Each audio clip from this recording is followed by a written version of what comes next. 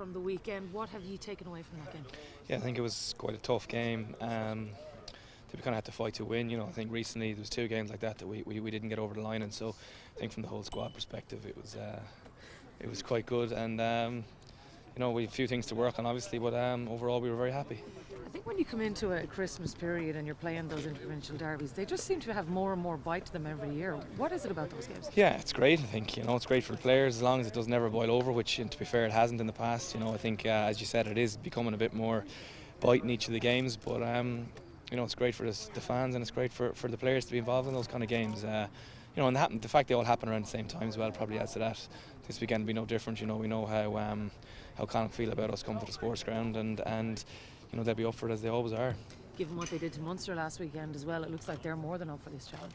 Yeah, with a few changes to their team, still performed really well and came away with a great bonus point from Thomond Park. So this week's going to be very, very tough for us. Obviously they've had some great wins this year, but also there's lots of games they've only just lost in, and probably haven't got any recognition for them when they were doing well all year.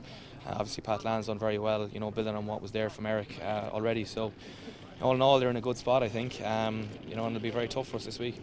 A lot of speculation at the moment about Jamie Heaslip. It kind of reached fever pitch at the weekend, about him being in France, and again last night. Obviously he's here now training today. Have you been asking him what's the story, or what way is it like when somebody's future's up for Yeah, a lot of speculation around at the moment? He's here today, which means no one can send rumours out that he's actually in France today. But no, look, it's not really spoken about.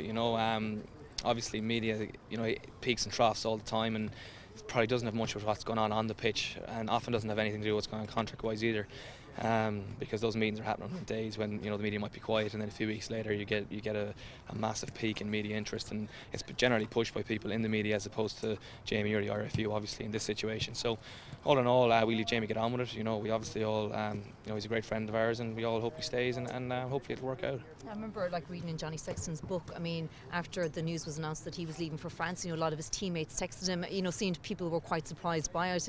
I suppose do you want to know what's going to go on, because he's such an important member of the Leinster squad? Yeah, he's a huge member of the squad,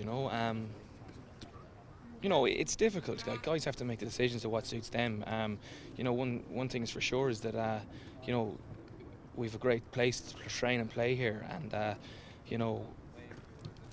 the machine keeps moving, and you hope that the facilities and the training and how players are looked after, plus the deal that they come to with the RFU keeps them here, and that's what we want.